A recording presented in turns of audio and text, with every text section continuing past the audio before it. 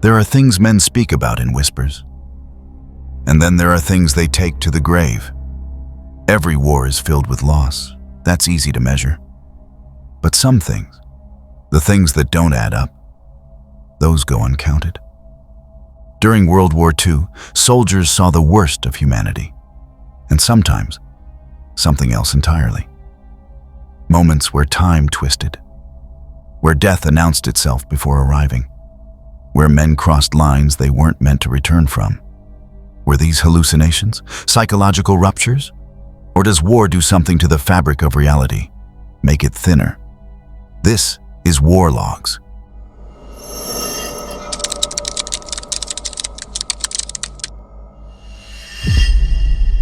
This first account came from a bundle of unsent letters found among the effects of a Shindit medic named Lance Corporal John Hargrave. The story wasn't mentioned in any formal after-action reports, but the disappearance of a Gurkha scout on the trail that night was confirmed in multiple diary entries from men in the same column. The British War Office listed it as presumed MIA. Hargrave's version tells a different story. It had been raining for 3 straight days. Not hard, but steady. The kind of thin, needling drizzle that never seemed to end, that soaked through canvas, khaki, and skin, until it felt like it was inside your bones. The patrol moved silently through the Burmese jungle. 9 men from 77th Brigade pushing through the undergrowth on a narrow game trail, half choked with vines and elephant grass. The air was wet, hot, and smelled of rotting leaves and old smoke. The trail ahead was barely visible through the mist, and what little visibility they had was fading fast as evening came down. No talking, no smoking. Even the leeches seemed to have gone quiet. Captain Morley held up a fist. Stop! The column froze instantly. The jungle closed in around them like a damp fist. The scout, a Gurkha named Nima Tamang, had gone ahead 5 minutes earlier to check a fork in the trail. He hadn't come back yet. That wasn't entirely unusual, but it was long enough to make everyone nervous. Hargrave, the medic, wiped his glasses with the sleeve of his smock. The rain had stopped, but the silence that followed was worse. No birds, no frogs, no insects, just the thick woolen hush of the jungle holding its breath. Then they saw it. A faint red light. It was up ahead, low to the ground, swaying gently, like it was being carried, like an old lantern. At first, nobody moved. The red glow bobbed once, then again, deeper into the trees. "What the hell is that?" someone whispered behind Hargrave. Captain Morley made a low signal. Stay put. But before he could say anything else, Nima stepped out of the trees and into the trail. His boots were soaked, his rifle slung lazily across one shoulder, and his expression was blank. The light, the lantern, kept moving deeper into the jungle. "Tamamru pachadi ayi rahekacha," Nima muttered in Nepali, pointing. He said the wounded man was just ahead, needed help. The captain tried to call him back, but Nima was already turning and walking after the light. One man followed, a radio man named Mackenzie. But as soon as he cleared the tree line, he stopped dead. "Christ," he muttered. "He's gone. Just gone." The patrol swept the area. No tracks, no sound, no blood. Nima had disappeared like smoke into the trees. That night, no one slept much. They moved camp half a mile south and set up in silence. Even the jungle seemed to be holding back. Hargrave couldn't stop thinking about the light, how it moved, how it didn't flicker. It was too far ahead to see clearly, but close enough to feel watched. The next 2 days passed in silence. No word from Nima. No sign of the lantern. Until the third night, they were bivouacked in a dried riverbed, trying to stay out of sight from a nearby Japanese supply road. No fires, no movement. Then Mackenzie woke up screaming. He said he'd seen Nima again, standing at the edge of the trees, holding something, a lantern. But this time, it wasn't swinging. It was still. Hargrave calmed him down, said it was probably a dream. But Mackenzie wasn't convinced.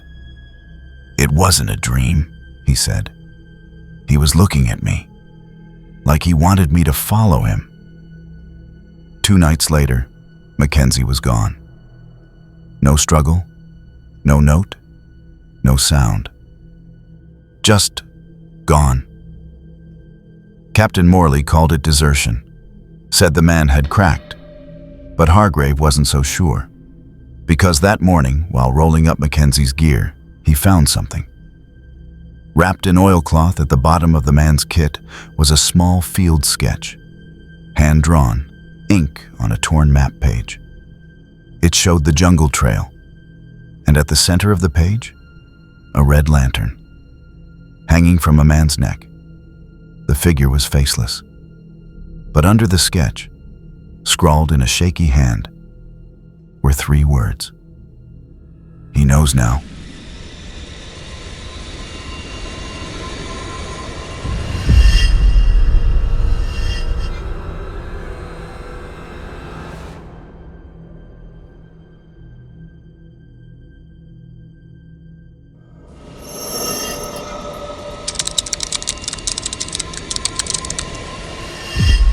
This one surfaced decades after the war, from the translated journal of a Soviet field surgeon named Mikhail Zaitsev. The original entries were recovered from a shelled farmhouse outside Kharkiv, found with a blood-stained surgical kit and fragments of a Red Army medical banner. The writing is inconsistent. Parts are neat, others frenzied. And one passage in particular stands out. It lists 5 names under a crude sketch of a hill, labeled 177. All 5 men died within 72 hours. What's strange is that the first of those deaths hadn't yet occurred when the page was written. It was the end of March, 1943. Ukraine was frozen mud and bone. The Germans had pulled back from Kharkiv, but only to regroup. Stalin wanted a hard push west, and the 62nd Rifle Division was tasked with taking Hill 177, a rise of ground marked only by a few scattered birch trees and a half-collapsed radio tower. It wasn't much to look at. But in a place that flat, even a small hill meant the high ground, and the high ground meant artillery fire control.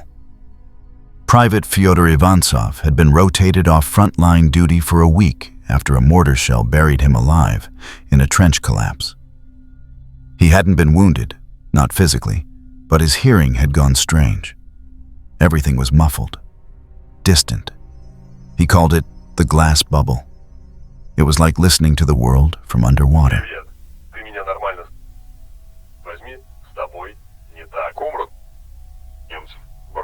Still, rest was a luxury. And 2 nights before the assault on Hill 177, he was ordered to report to Zaitsev's medical tent. Not for treatment, for digging.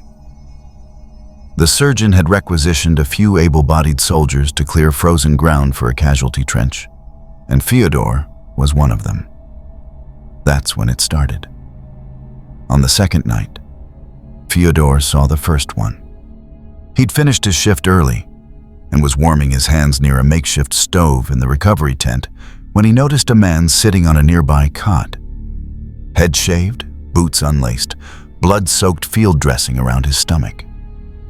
Fyodor thought nothing of it, until he glanced again and saw that the man's legs were missing below the knee. But there was no sign of pain. The man was smoking, slowly, calmly, and staring directly at him. "Hey," Fyodor called to one of the nurses. "Who's the new guy?" The nurse frowned. "Which one?" But when Fyodor turned back, the man was gone. No indent in the cot, no blood trail, just a single cigarette butt on the ground, still warm. That night, Fyodor didn't sleep. Something felt off. The smell of ether, wet canvas, and burned rubber clung to him. He could hear his own pulse in his ears, that strange bubble sensation still humming in the back of his skull. In the morning, he went to see the surgeon. Zaitsev was making notes by lamplight, hunched over a crate in the back of the medical truck. Fyodor noticed the list right away. 5 names. His own was third. What is this? Fyodor asked. Zaitsev didn't answer. He just circled something on the map, the slope on the northwest side of the hill, then looked up slowly. "I'm not sending you up that way," the surgeon said, "if you want to live." The assault on Hill 177 began at 0430 under heavy fog. 2 battalions advanced in staggered columns, navigating shell holes, frostbitten corpses, and tangled coils of barbed wire. The air was thick with cordite and smoke. Every third man had a Mosin Nagant. Others carried captured MP-40s or Degtyaryov LMGs with jury-rigged sling straps. The radio crackled with bursts of static and fragments of orders. Comms were garbage. Fyodor's unit was assigned to the northwest approach, the exact one Zaitsev warned him about. He requested a reassignment. Denied. Insufficient manpower. 3 men in his section had appeared on that list. The first was shot in the neck just after breaching the wire. The second stepped on a mine. The third simply vanished in the whiteout. One moment present, the next gone. By the time Fyodor reached the top of the hill, he was alone. He doesn't remember how long he was up there. Minutes, hours. The sky felt wrong. Dim, but not quite dark. A kind of quiet pressed in on his ears again, not from shells or snow, but from something internal. The glass bubble again. He sat behind the base of the ruined tower, fingers frozen around the grip of his rifle. He could hear a voice in the fog, speaking Russian, but not quite right. Accent was off, tone was off, like it had been memorized phonetically. "Privyet, tovarish." "Comrade," it said. But the word felt hollow. He didn't answer. When the fog broke an hour later, Fyodor was found still crouched behind the tower, shaking, rifle empty. 2 dead Wehrmacht scouts lay nearby, neither shot. One had a snapped neck. The other's face was frozen in a grimace, eyes wide, veins burst around the pupils. Fyodor never spoke of what he saw up there. Zaitsev's journal ends abruptly 3 days later, after a final scribbled line. "Hill now secure. Blood will not hold." His fate is unknown. Fyodor did survive the war, but his hearing never returned. And something else changed. In his later years, he would describe the memory of that hill as rotted at the edges. But what stuck with me, and with the few who heard his full account, was something he said just once and never again. There are some wounds that walk ahead of the bullet. It's not the only time I've heard that kind of phrasing from veterans, especially those from the Eastern Front. There's this strange, quiet consistency when men talk about sensing death before it comes. Not fear exactly, not panic, just a certainty. I've known a few men who carried that same look Fyodor had when they came home, like the moment of their death had passed through them, but missed, just barely. Some of them talked about it, most didn't.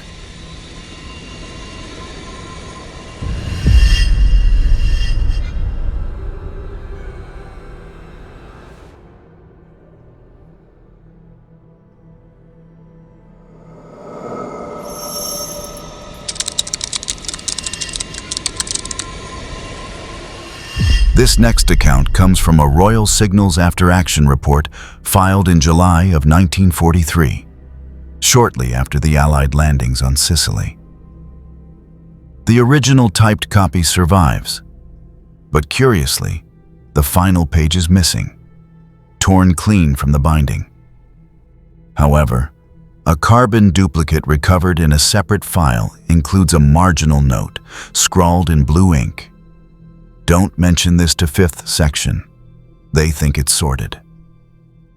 What exactly this referred to is never specified, but the report details a strange occurrence involving a 6-man British fire team that reappeared from patrol after being considered lost behind enemy lines.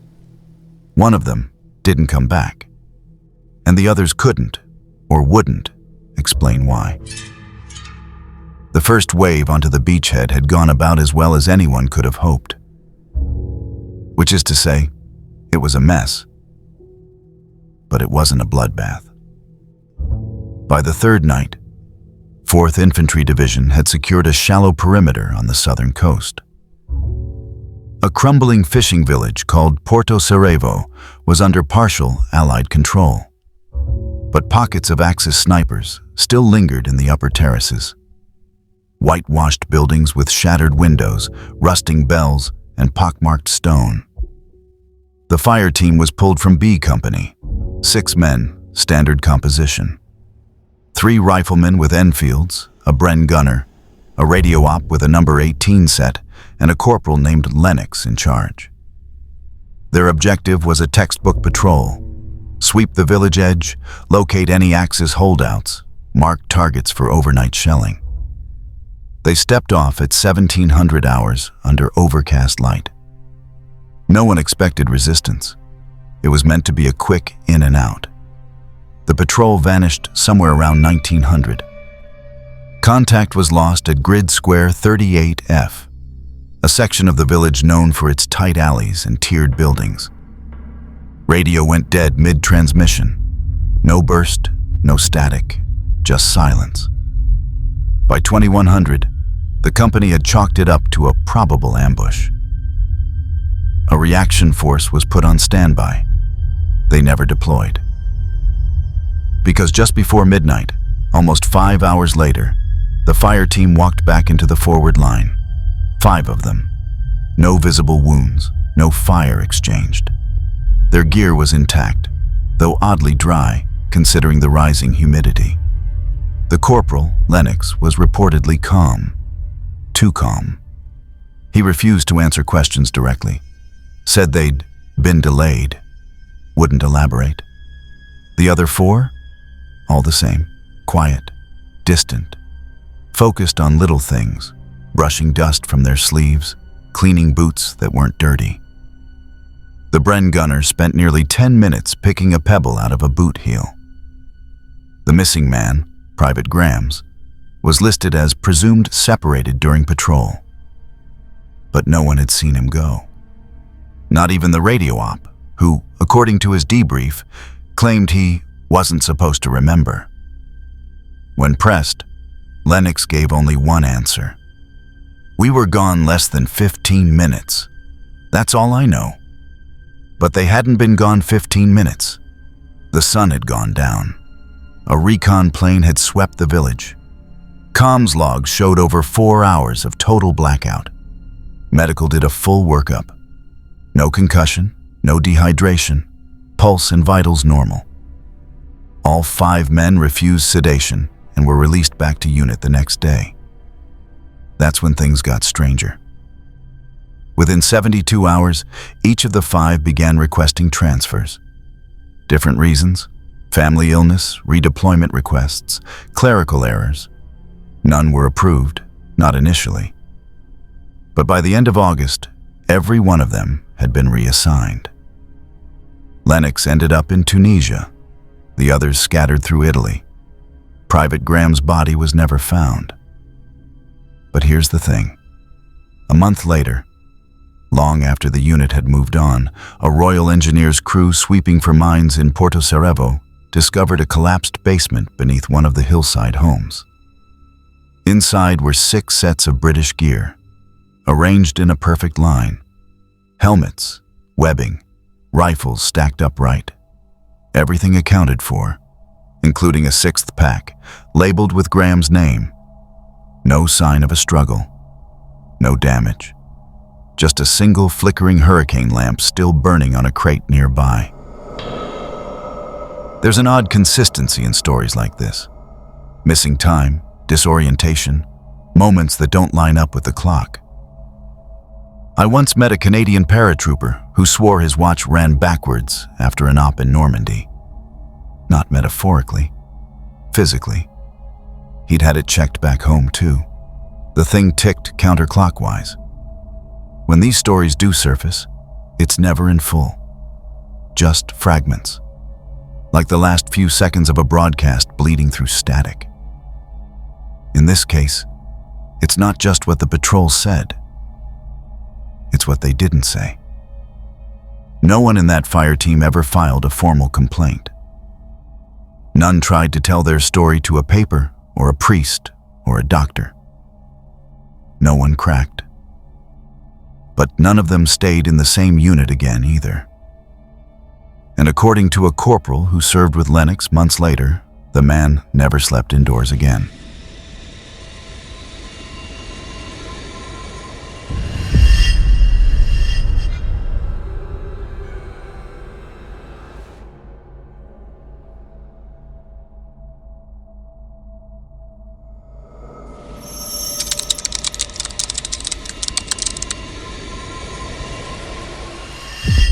This account was submitted anonymously to the BBC in the early 1980s, during their effort to archive civilian memories from the Blitz. The letter was handwritten, unsigned, just the initials, EM, and included a battered ARP warden's ID badge, along with a copy of the Daily Telegraph dated November 7, 1941.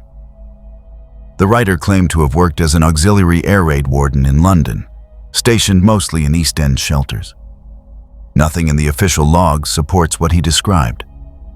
But strangely, the shelter he references was destroyed in an air raid the day after that newspaper was printed. And the event he describes happened before it was ever built. The first time I saw him, I thought he was lost. It was late October, 1941. A freezing night, no sirens yet. But the distant rumble of anti-aircraft fire out by the docks told us the Luftwaffe was coming. I'd been walking my usual circuit, checking the shelter entrances, sweeping for squatters or looters, and double-checking the fire watch rosters. I carried my standard issue, black tin hat with W painted white across the front, blue overalls, torch on my belt, whistle, notebook, and a gas mask in its khaki canvas satchel. That week, I was stationed at B12, one of the smaller shelters under Bethnal Green, built into an old freight tunnel off Harrow Lane. The place was narrow and cold, the walls sweating from damp. It could hold about 60 people in comfort, 100 if everyone pressed shoulder to shoulder. That night, the shelter was empty. Civilians weren't supposed to come down until the warnings were sounded. The overhead spotters hadn't reported anything significant yet. I remember thinking it might actually be a quiet night. Then I turned the corner of the main corridor, and there he was. An older man, sitting alone on the far bench. He was dressed like someone from another time. Not Victorian or anything absurd like that, just outdated. Gray waistcoat, white collar shirt, a thin black tie. Not unusual for the East End, but it stood out. No overcoat, though the temperature down there hovered near freezing. I assumed he was just early. People came early all the time, afraid they'd miss the siren. So I stepped closer and said, quietly, "Sorry, sir, shelter's not open yet. You'll have to wait upstairs." He didn't move, didn't even blink. Just sat there, hands neatly folded, legs crossed at the ankle. His boots were dusty, the kind of coal dust that stuck from working the rail lines. I'd seen it before. I stepped closer. "Sir?" Then he turned his head, not all the way, just enough to make eye contact. His eyes were pale, fogged almost, like frosted glass. And then he nodded. One slow, deliberate nod. Nothing else. And just like that, he was gone. No fade, no sound. Just gone. 1 second I was looking at a man, the next, an empty bench. Over the next 3 weeks, I saw him 8 more times. Always in the same place, the last bench near the iron piping. Always alone, always early, always gone before the first civilian footsteps echoed down the tunnel. The 5th time was the worst. I was midway through my patrol when the generator failed. No lights except my torch. As I swept it along the wall, the beam landed on the bench. Empty. I took 2 more steps, turned back, and he was sitting there. Same clothes, same hands folded. The torch beam passed straight over him without casting a shadow. That time I froze. I didn't call out, I just stood there and listened. The silence was absolute. No hum from the generator, no water dripping from the arch, not even the rumble of distant guns. Then the lights flickered back on, and the bench was empty again. By the 8th sighting, I stopped trying to convince myself I was imagining it. This wasn't fatigue. I'd seen enough of that in other wardens. The hollow eyes, the trembling hands. This was different. On November 6th, I was reassigned to a different shelter in Mile End. I didn't think much of it. We were moved often to cover shortages. But that night, the night I wasn't at B12, the shelter collapsed. Direct hit. A 500-kilo bomb came in without warning. The sirens hadn't even sounded. The building above, a warehouse, caved in. Dozens were killed instantly. The rest died in the crush of debris. They said the roof pancaked the scaffolding in under 2 seconds. I went back the next morning, climbing over the cordon when no one was looking. Rubble, twisted piping, brick dust so thick it coated my teeth.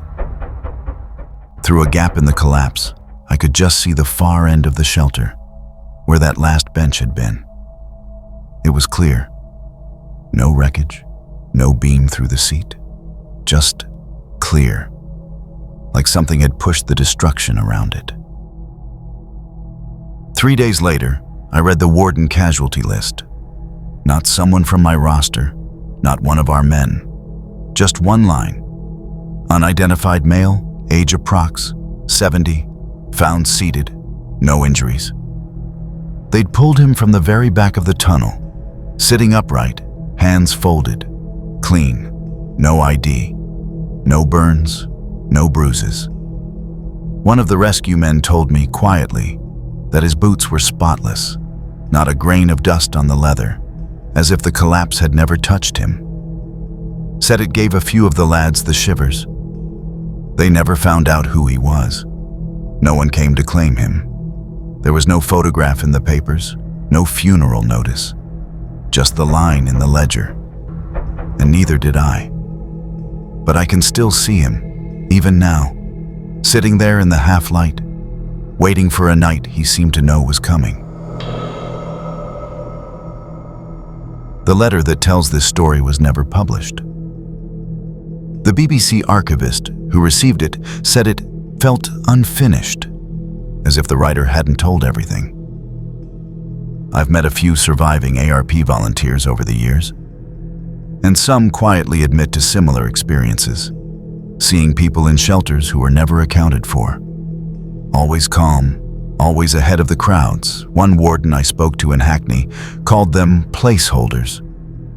Said certain places want to die, and someone's always sent ahead to sit with them. It's not the kind of thing you put in an official log. But the way he said it, I believed he'd seen one. And if he had, I think EM did too.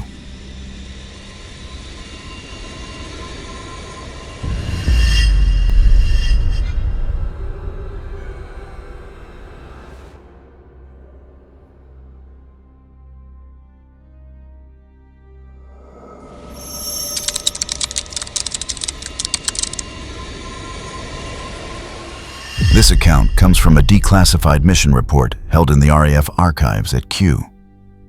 The file is dated August 17, 1942, height of the night bombing campaign against occupied France. The surviving documentation includes a heavily redacted debrief transcript and copies of the flight log sheets for a Vickers Wellington bomber, call sign K. Roger. What makes the file unusual isn't just that parts of it are blacked out. That's common enough. But that the times recorded in the navigation log don't match the radar tracking data from the ground stations. And the difference isn't a matter of minutes. It's as if a 22-minute block of the mission simply didn't happen. They were already behind schedule before they even left the tarmac. K. Rogers' starboard Bristol Pegasus engine had needed a magneto change, and the ground crew worked in near darkness under a blackout tarp to get it done. Flight Lieutenant Alan Mercer stood by the nose, hands in his greatcoat pockets. Glancing from his wristwatch to the illuminated figures of his crew, Sergeant Frank Pip Carver, the navigator, was hunched over the chart table inside, already marking wind drift adjustments. Wireless operator Dennis Hale ran his hands over the Marconi TR-1154 set, checking the crystals and retuning the beacon channels. Rear gunner Wally Briggs sat on an upturned crate, smoking the last inch of a woodbine and muttering about the cold. Up front, co-pilot and second pilot John Latham ran through the checklist with Mercer. Mixture rich. Props fully fine. Fuel cocks, main and auxiliary on. Carb heat, cold. The smell of glycol and oil hung in the air, mixed with that faint metallic tang of the English Channel that drifted inland on the wind. Somewhere across the field, another Wellington's engines coughed to life, followed by the slow roar of its taxi roll. The briefing had been simple on paper. Night bombing run on rail yards outside Caen. Takeoff from RAF Bircham Newton, cross the channel at 6,000 feet, drop to 3,500 for the run-in, unload, then back home via a dogleg to avoid known flak concentrations. Estimated flight time, 4 hours, 20 minutes. They'd done harder. By 22:13 hours, K. Roger was airborne, the engines thrumming in the night. The interior was lit only by the dim green glow of instrument lamps and the occasional flash from Hale's signal lamp as he tapped out position updates to control. Crossing the coast was always a moment. The steady darkness below suddenly giving way to the black sheen of the channel, only the faintest scatter of phosphorescence marking the waves. The smell changed too, somehow sharper, saltier, even through the cold recycled air of the Wellington. The first hour was routine. Pip called out minor course corrections over the intercom, Mercer acknowledged, and Latham kept the big bomber steady. The altimeter sat firm at 6,050 feet, the artificial horizon steady. Then, just short of their mid-channel waypoint, things shifted. It started with the radio. Hale reported faint interference, not the usual static, but a hollow rhythmic pulse, almost like a heartbeat. At first it came through on the beacon channel, then on the HF comms to group. He rechecked the aerial connections, cycled the dynamotor, even swapped headphones with Pip. Same thing. Probably a French broadcast bleeding through, Mercer said. But Hale shook his head. It wasn't any modulation, he recognized.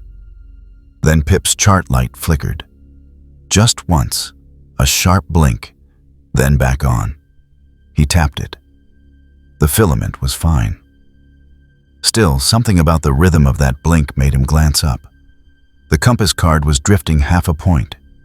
He reached for the correction knob, and the drift reversed, settling exactly back to the original heading without his input. They passed the waypoint, and the channel beneath looked wrong. The phosphorescence was gone. Not dim, but absent. Pure black. Even the horizon seemed to dissolve. Latham swore quietly and double-checked the altimeter. Still 6,000 feet. IAS steady. The temperature gauge read -12 degrees Celsius. Normal for their height. But inside the fuselage, Briggs reported, "Feels like the midwinter in here. My breath's fogging thicker than usual." Mercer told him to button up and keep an eye out astern. For the next few minutes, nothing obvious happened. Then Hale said, "Skipper, what's the time on your watch?" Mercer checked. 2300, exactly. Hale went quiet for a moment. "Mine says 2322. They compared with Pip. His said 2307.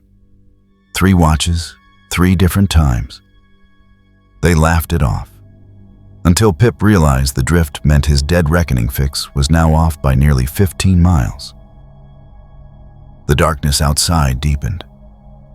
They were over the French coast, or should have been.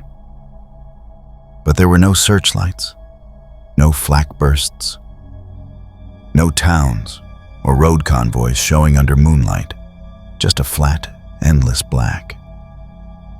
Briggs called from the rear turret, "I've lost the stars astern. Whole patch of skies just..." He broke off. "Forget it. Can't explain. Feels like I'm looking at nothing." The intercom picked up a faint tone then, high, sustained, almost like feedback, but buried under it. Mercer swore he heard a voice. Not words exactly, just the cadence of speech. He was about to order a turn back to the channel when Latham tapped his shoulder and pointed at the altimeter. It was unwinding, fast, dropping from 6,000 to 4,800 feet in seconds, yet there was no sensation of descent. Airspeed remained constant, vertical speed indicator dead center. Then the smell came. Briggs reported it first. "Like hot dust and something burnt? Can't place it." Hale said it was in the wireless bay too, acrid but faint. Pip swore it was stronger near the nose. Mercer decided they were aborting. "We're turning north. Get us back over water." Latham banked gently, compass swinging. But the gyro compass now read due east. The magnetic readout said southwest. Outside was still nothing but void. Hale tried to get a fix from control. His voice came back tinny in Mercer's headset. "Group says they've lost our IFF. We're not painting on their screen." They flew on in that darkness for what felt like minutes or hours. Then, without transition, the stars reappeared. The black below turned silver with moonlit channel waves. The phosphorescent glow was back. Pip gave a low whistle. Waypoint dead ahead, as if we never left it. Mercer checked his watch. 23:12. Pip's said 23:41. Hale's said 23:12 again. They returned to Bircham Newton at 02:54 hours. Landing was routine. But on shutting down, the armorer came forward, pale-faced. "Skipper, you didn't drop." Mercer frowned. "We hit the target area." "No, sir. Bomb bay's still full. Safety pins in place." In the crew room, the duty officer looked them over without comment. He took Mercer's written report, clipped it to a file, and said quietly, "Leave your kit here. Don't speak of the mission outside." By morning, the kit was gone. So were the logbooks. Official records marked the sortie as scrubbed due to weather. Within 2 weeks, the crew had been split up to different squadrons. Mercer never flew with any of them again. Pilots talk about dead air, stretches of flight time where they can't account for minutes or hours, sometimes with missing radar records or conflicting log entries. I've found examples from World War II, Korea, and even the Falklands. What happened to K. Rogers' crew was never explained. No magnetic storm was reported over the channel that night. No other aircraft saw the void they described.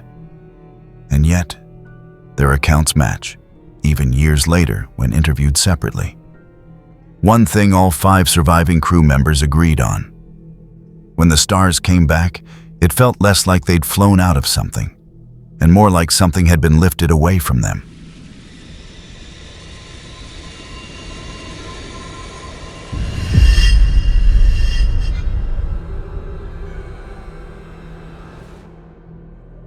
Maybe war doesn't just tear through cities and countries. Maybe it tears through time, through memory, through the edges of what we think is real. In a world measured by artillery, iron sights, and kill counts, what do we do with a whisper? A dream? A name scratched into a field journal that hasn't died yet? Maybe these stories are hallucinations. Maybe they're warnings. Maybe some part of us already knows when it's time. Thanks for listening.